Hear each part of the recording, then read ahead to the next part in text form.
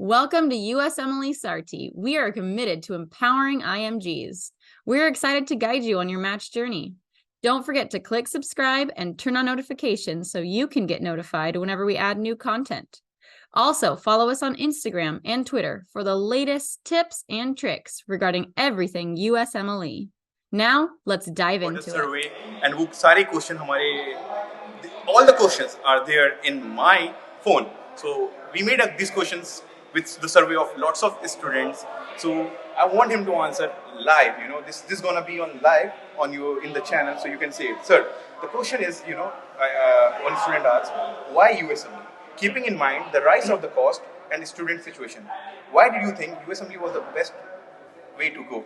The saturation as well, sir. The saturation is going. Everybody is aware now. USMLE is. So why do you think that we should go for the USMLE? So it is correct that the cost of USMLE overall are rising, and a lot of IMGs and Indian students have that financial constraints. But when you look at the USMLE, I think there are two aspects. One is the need in the US healthcare, especially in the primary care, things related to internal medicine, family medicine, psychiatry. There is a huge gap. So there is a lot of demand in certain specialties.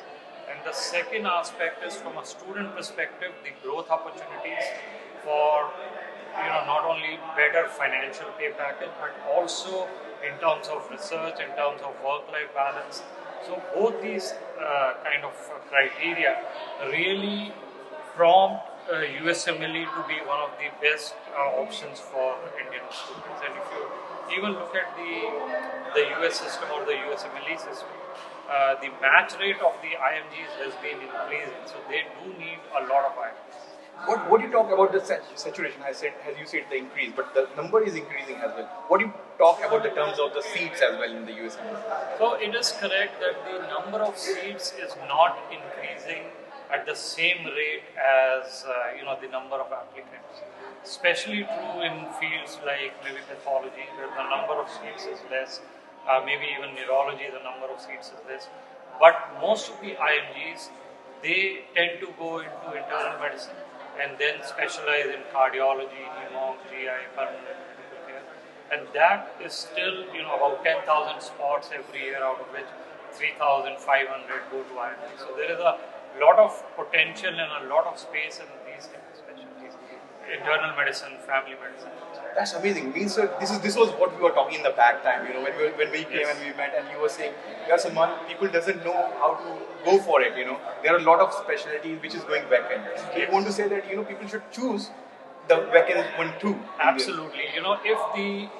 If your first option or the step, you really have to see, if you play the odds, which specialty is the best chance. One is, of course, your interest. If you are interested, passionate in one specialty, that is a different thing. But if you are open, then you should really go for the specialty where your chances are high. So the conclusion I can say, sir, that statistic data is very important to look upon where you have to apply. Absolutely, बिल्कुल. मतलब data को देख के decision जितने भी लेंगे, okay, that will be best. I guess I was speaking to one of the speaker, which Ishani, which was came through you.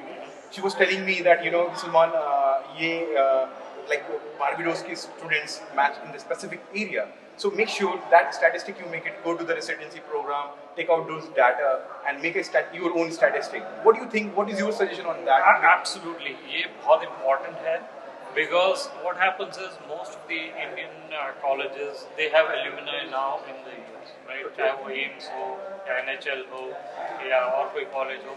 So you first have to understand where your alumni are, कौन से programs आपके alumni को favor करते हैं, where you have a network.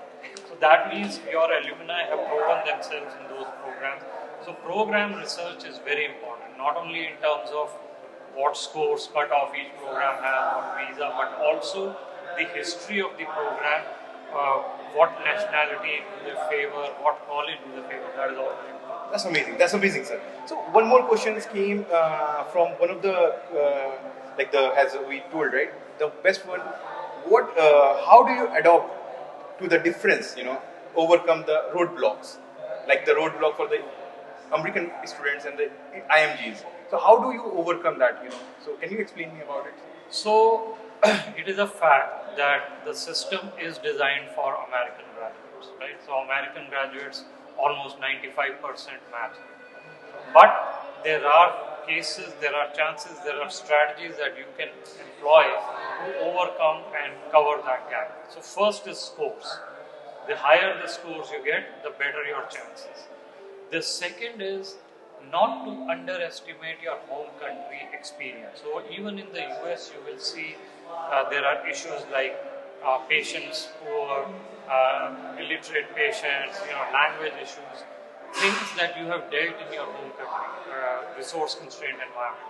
So you have to package your experience in a way that the residency program can connect with it and say, okay, this student can actually work in the US because they have dealt with the similar issues. Amazing. So those are the kind of things. And the other things, obviously the US clinical experience helps you understand the US healthcare I was going to come on that point. I was going to come on that point. It is important because the US healthcare system, you need to understand. You need to understand the bedside manner. Okay. And all of these, when you do good scores and connecting with the programs in terms of what you've done in the home country, and also the USCE, it helps them understand that you may be an IMG, but you understand the system and you can contribute to the system. So that will help you bridge the gap between the IMGs and AMGs. Amazing. One more question, sir. Has you seen lots of students coming to you and asking you one question? Lots of students. The best one question was there that how many LORs, like do multiple LOR help, or that one classy LOR, like one person is like one you have made contact with one associate or resident, whatever, and you are getting one LOR from the AP, and is the very useful, or you are getting multiple LORs that is useful? So that there was one question about it. Multiple LOR is useful, or one best LOR is more powerful than so I think what you're asking is multiple LORs from one rotation versus one class A. Exactly. Right? So first let's understand that you should have minimum 3 LORs, Okay. 3 months USCE, but the system allows you to have 4. Okay. So I always recommend getting 4 different LORs from 4. Thank you so much for watching. We hope that video provided valuable insights for your journey. Don't forget to subscribe to our YouTube channel and follow us on Instagram and Twitter. And check out our website for details on how we can guide you to a successful match.